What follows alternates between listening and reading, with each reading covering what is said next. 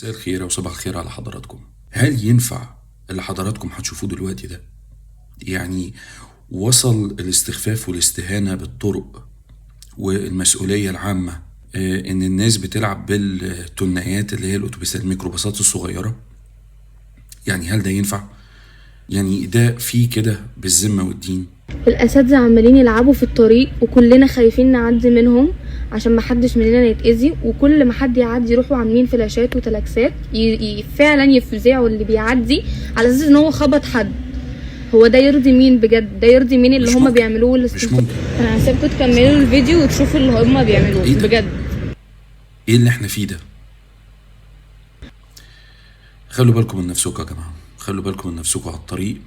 ما ينفعش انا ابقى ماشي على الطريق معايا مراتي وولادي في العربيه وخايف وانا سايق. ما ينفعش يعني، عشان ناس مستهتره زي دي.